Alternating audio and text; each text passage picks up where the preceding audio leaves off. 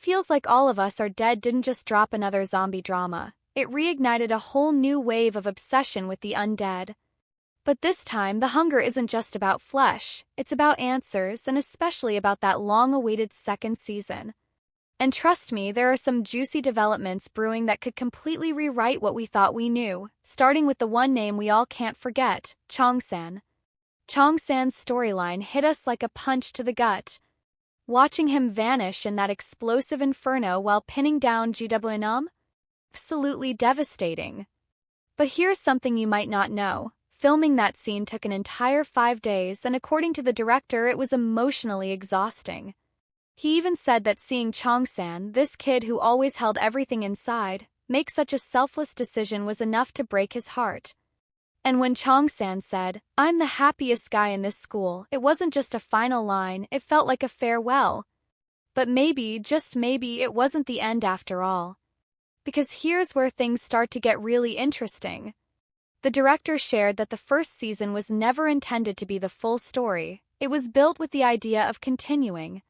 He already has rough ideas about where each character could go next, and yes, Cheong-san is part of that vision. This time, he wants to push the limits even further, more shocks, more twists. And that includes the possibility of Cheong-san coming back, but in a new form. Not just a student anymore, but possibly a hybrid, part human, part zombie. Let's dig into that theory. Remember, Cheong-san was bitten by GWNM, who was already a confirmed half-zombie hybrid. That opens the door for a whole different outcome. Maybe the fire didn't kill Cheong-san. Maybe the ashes and debris masked his scent, keeping him hidden from Namare's enhanced senses. If that's the case, he could still be out there, changed, surviving in the shadows, just waiting for the right moment to return. And if Cheong-san somehow made it out, could GWM have done the same? It's a terrifying possibility to consider. Now let's talk Namare. By the end of Season 1, she leads a group of survivors toward others like herself. But what are her true intentions? Some fans are convinced she's trying to help, while others think the virus might be clouding her judgment, and that she could become a threat. The next season really leans into unpredictability. What if Namare ends up being the one who spreads the infection further? Imagine that twist as the kickoff to a new chapter. It would be wild.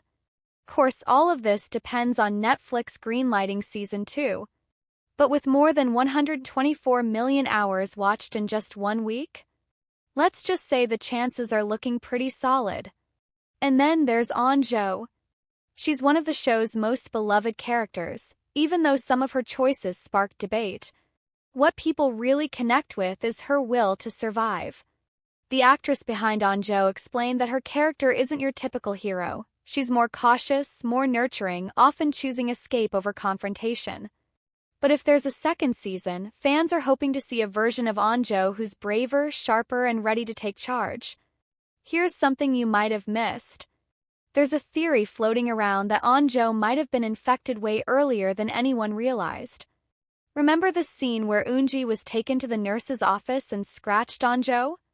We never saw a clear follow-up. That opens the possibility that she's already changing, which could take her character in a completely new direction. Both Cheong-san and Anjo return, their relationship could evolve too, maybe a few more emotional moments, maybe even a kiss or two. It's the kind of development fans would absolutely eat up. But let's zoom out for a second. Season 1 showed us how the outbreak began. Season 2? That could be about what comes after. The director has hinted at exploring much larger themes, not just survival but how the hybrids might become their own force. The introduction of immune or immortal beings wasn't random. It was a setup for a much bigger universe where the infected begin to adapt and fight for their place in the world. And the infection? Might not be limited to Hyosin anymore. Fan theories suggest the virus could already be spreading to other regions of Korea, or even globally. Some are even hoping the next season will shift focus to how other communities are handling the crisis. Either way, one thing's for sure, hybrids, also known as Hambies, are going to play a crucial role moving forward. And let's not forget the military's shady experiments. When Unji passed the infection to that soldier in the lab and they both disappeared, it wasn't just a loose end, it was a clue. With Namare confirming that others like her exist, there's a high chance that Unji's still out there. And she's probably not alone. Then there's Lee Byung-chan, the man behind it all. Even though he's no longer around, his chilling words about human arrogance and the futility of trying to destroy the virus still echo loud. It raises a huge question.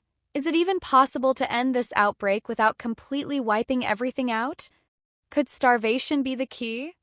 These are the kinds of ideas that Season 2 could really dive into. So what do you think? Are you ready if All of Us Are Dead makes a return? Got your own theories brewing? Drop them in the comments, I'd love to hear your take.